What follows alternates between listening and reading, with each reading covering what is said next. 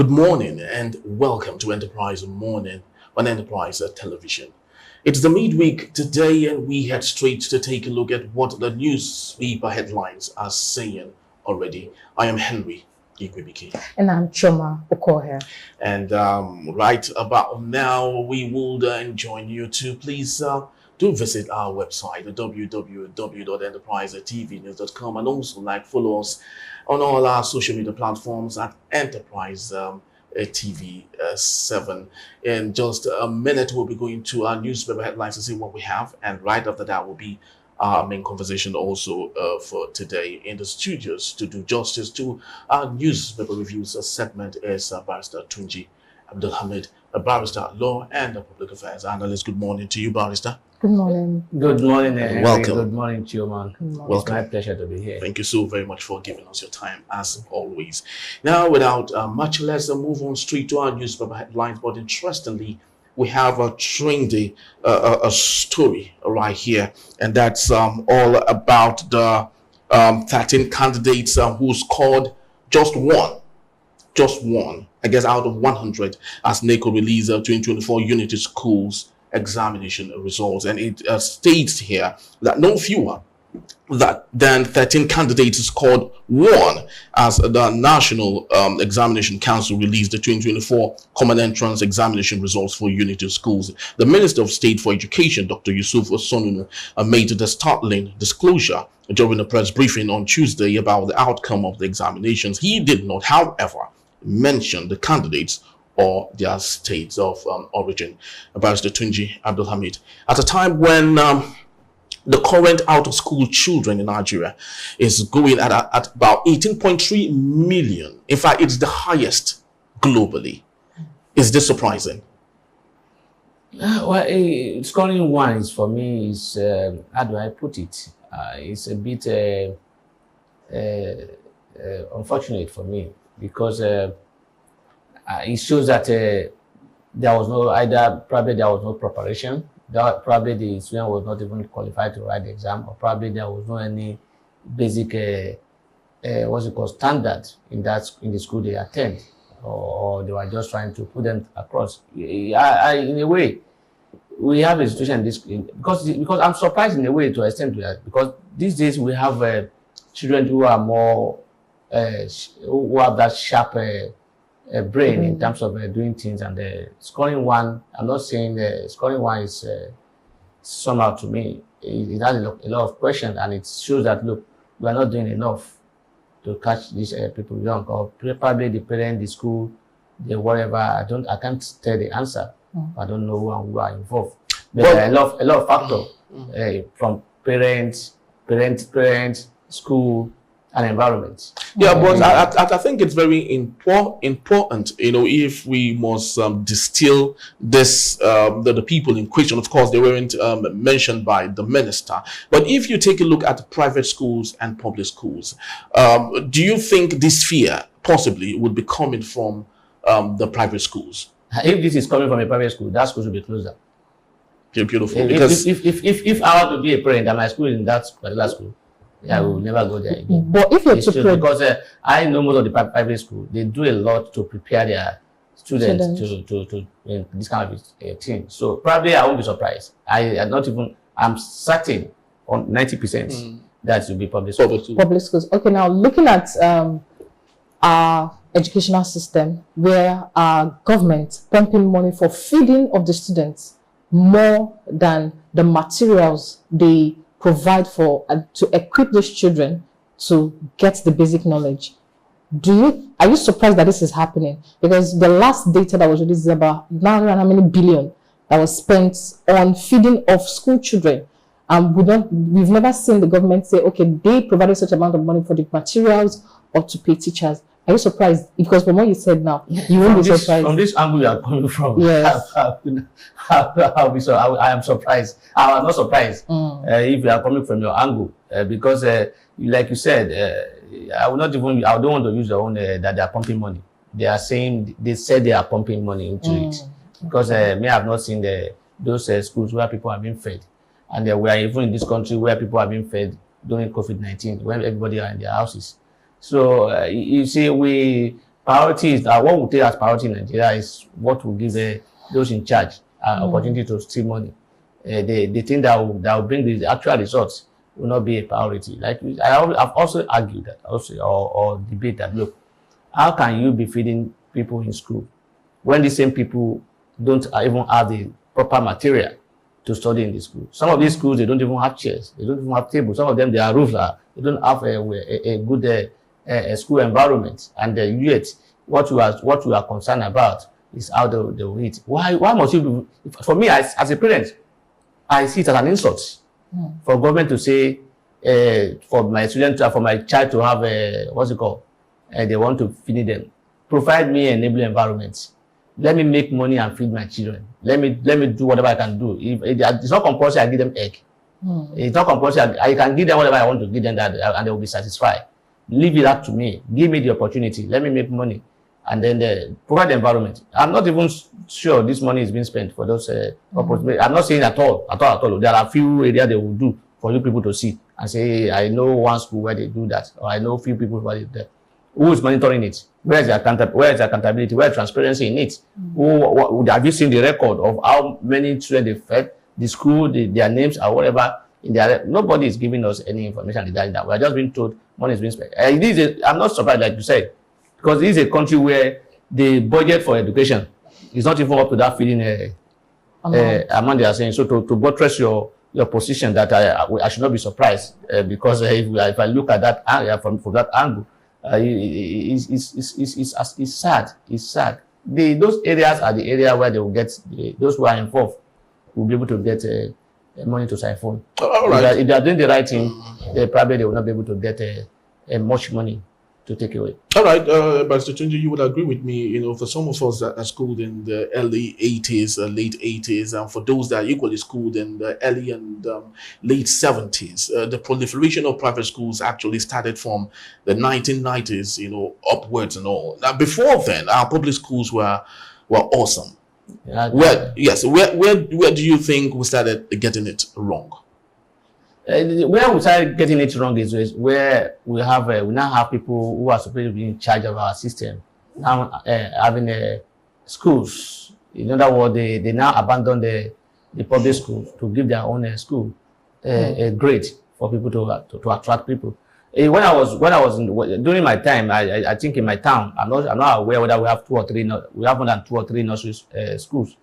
I'm telling you, most of my mates who are in my majority, 90% or 95% of my mates in my town went to public school, and we enjoy the school very well. There are a lot of competition with us. You going to private school. If you go to private that time, we'll see you as somebody who doesn't even know anything, or you are a butter. Your fathers, your parents are very rich, and then you can't cope in the public school, and then they want to give you a leverage to get what you cannot get in public school there. So and like I said again, in my town that time, I may not be correct, but I'm not aware whether we have up to 3 or 5 private nursery school. All right. Yeah. Let's move on. Just for the want of time, let's move on to the next. Delhi, and it's coming from the Guardian newspaper, and the big story here says a new electricity tariff blackout looms as 11 universities struggle with 2.92 billion naira bill monthly.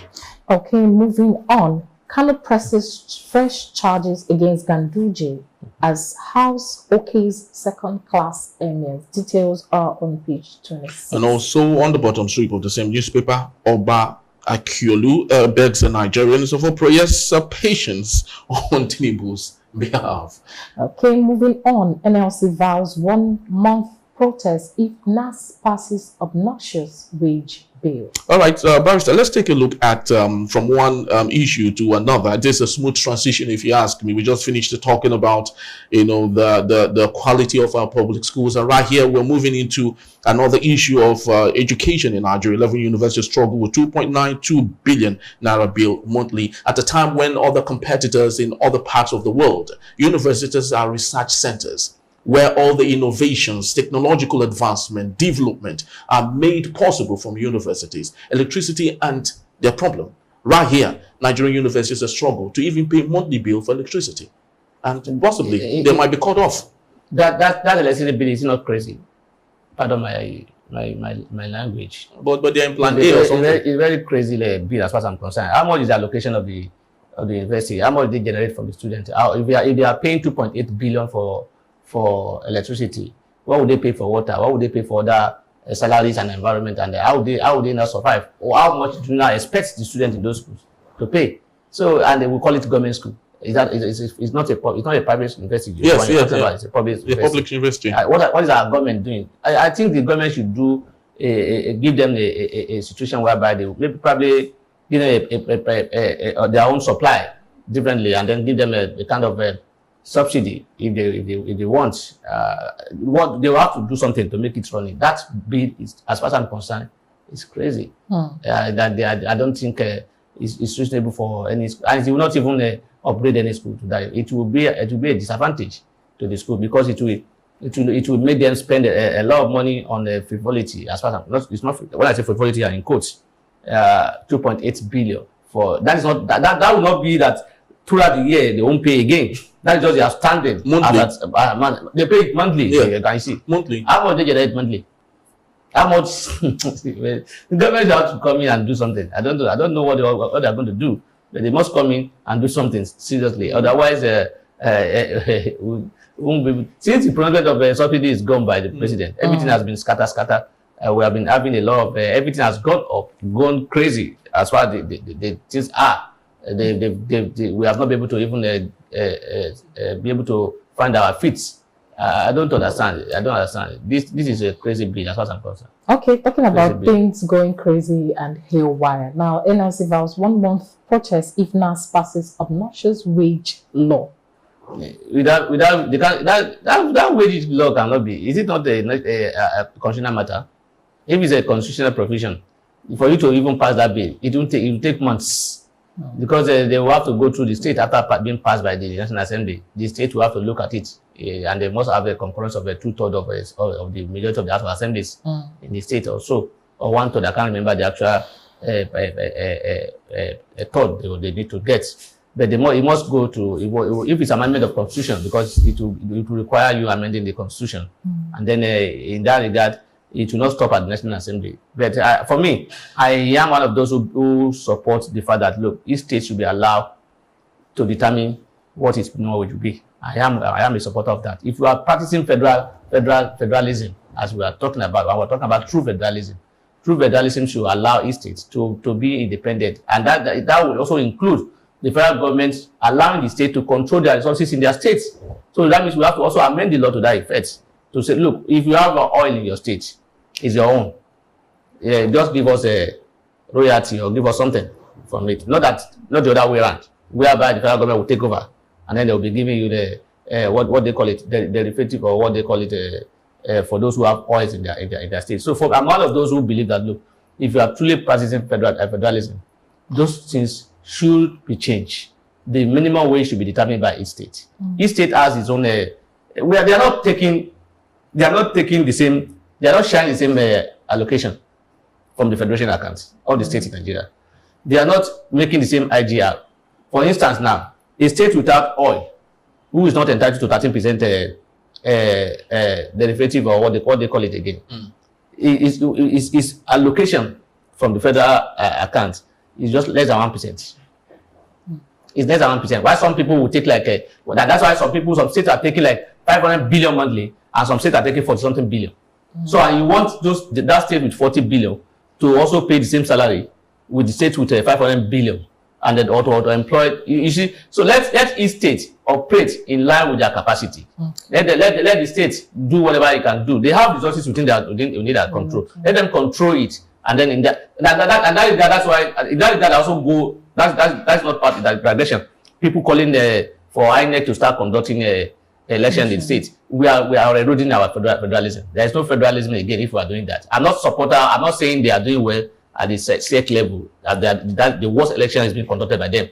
Even though the NEC that we're talking about, to INEC that we're talking about, is just it's different from them. So, but notwithstanding, what we should be looking, we like to just leave the main issue and start looking for the way out around it. Rather than us look at why are these people not doing what they are supposed to do, or take steps to punish people who are not doing the right thing, we want to corner it and say, look, let's find a way around this corner again and move this way and bypass this place. That's so. If you give it to the national INEC, give it to the SEC, we will see complain about influence. Look at the Kogi election that was conducted by INEC. Could that be an election? The last governorship election and some other election that has been conducted by INEC. They are so like INEC and SEC. The only difference is that so I am not a supporter of states. The national minimum wage for every being determined by the federal. I support that bill. But like I said, that bill, that is not the immediate solution for what is on ground now. What's on ground now is for them to fix that particular to minimum wage they are talking about now. They can thereafter now propose a bill to change it. Not now. That proposal, that bill that has been proposed now, is not the solution to it's not the immediate solution to the problem on ground, because that bill will not take not less than a year or more to be passed before into law. Yeah, very, very true. You know, I still wonder if every state should pay what they have. I then wonder how, you know, states with lower pay and their citizens or their indigents can afford the country-wide spread cost for fuel. When fuel goes for 700, 800, 1,000 naira, and for a state like Jigawa, you know, that could pay as little as 30,000. How would the indigents now afford? No, what fuel? If you look at that as well, the issue of fuel will also not be, if we are doing what is normal, fuel should not be determined. It should be market forces. So each state it should not be somebody determining what will be the minimum fuel price for us. If we are talking about us having a free market system, that's what we are being told, but it's still being controlled. So, and those states that they are talking about, some states, the cost of living in some states are not the same thing. The cost of living in Lagos State and River State, you can't compare with some of the cost of living in Sokoto or some other states. So they are two different. So, and like I said, this minimum which I'm talking about, it's not as if the government will just come and say, this is it. They will discuss with their labor in their states and see what is reasonable, and they know what is on ground in their states. So if they accept it, so be it for them. So they're imposing a national minimum wage, wherein we are not a state that is collecting 5 billion naira. We pay the same minimum wage, which means that it's collecting 40 billion naira. It's not fair. All right, so very well said. So finally, lastly, let's move on to the Daily Independent newspaper. Choma, what do we have? We have a big story here. FS flies sky high amid high operational costs. Charges. We have about 2 riders to that particular story. First, sector woes reduce indigenous airlines aircraft fleets to 45 from 100. Fear of many carriers shuttling down operations soon heightens. And also on the top story of the same newspaper, federal government denies planning to sell off universities to private investors. Okay, moving on, federal government states local governments share 1.354 trillion naira June revenue. Details on page 7. And also, finally, food insecurity. Tinubu asks the military to turn vast fallow lands to agri hubs. Barrister, you were. I didn't get that. Are you saying the military should become a farmer now? You know, so that's basically. I listened to the Minister of Women Affairs. So it's talking about a partnership with the military. He wants to engage women in farming or this and that, and he has partnered with the military that they will provide security for them. In this country where we don't even have enough personnel, where we are having crisis, we have not been able to see people sick. You see, all these policies that do not work, that paper policies that do not work, and I don't see the government should fight insecurity. That is it. The insecurity is not allowing people to go into farm, and there's also this issue of how do I put it? It's conflict between the herdsmen and the farmer, whereby somebody who have done a lot of work, and somebody will just come in an hour or 2 and destroy everything. Should be an issue to be resolved. Once these are resolved, the people will still go back to farm, and then we'll be able to get this idea of government buying telling us that they've given a state 20 trucks. How many trucks of 20 trucks rice? I wish at the end of the day an individual may not get more than a cup of this rice, and how many months will it take him to eat that one? And that if you at the end of the day, the government will come out to you and tell you the amount they've spent on that particular program. You'll be amazed. You say, what?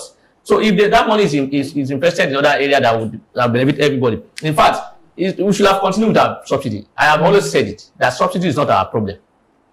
I'm talking about first subsidy. Yeah. It wasn't our problem. The Nigerians will follow bandwagon. Because I know that time 90% of the Nigerians were in support of you must go. Tawala. It's a this and that. I said, look, it's corruption and lack of transparency in it that is his problem. Not and lack of political will by the government to deal with people who have been given subsidy money and not utilizing it the way it should be used. Those are the areas we need to talk, not to call the head because you have headache and say, I have headache, I must call this off this head. That the headache not there. Now that we have removed it, are we not paying subsidy in multiple folds?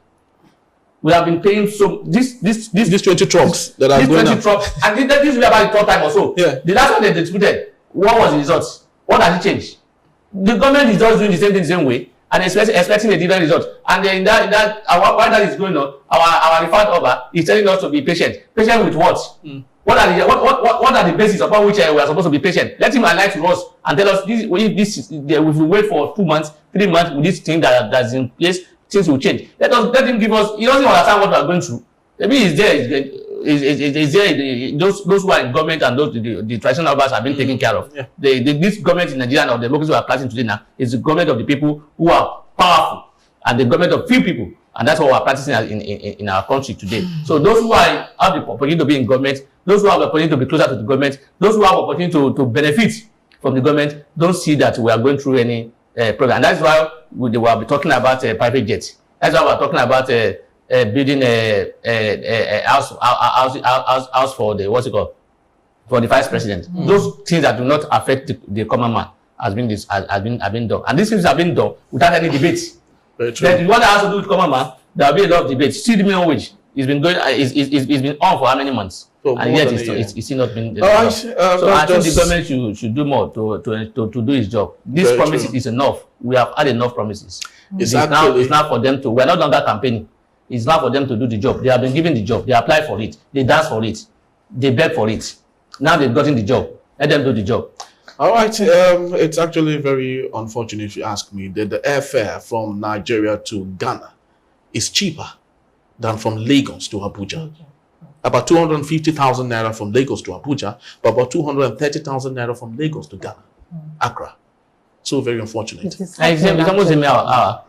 Nigeria to Ghana is almost the same hour, right? Nigeria to Abuja, Lagos to Abuja means likely almost the same hour. It's unfortunate that we are paying this kind of money to just a flight from Ilorin to Lagos. It's like that too. Somebody told me that he flew from Ilorin to Lagos just last weekend, 250,000 naira. Imagine. That's so very unfortunate, if you ask me. Okay, we have to go, but when we return, Sunday Igboho issues fresh eviction threats to Fulani herders in the southwest. Details in a bit.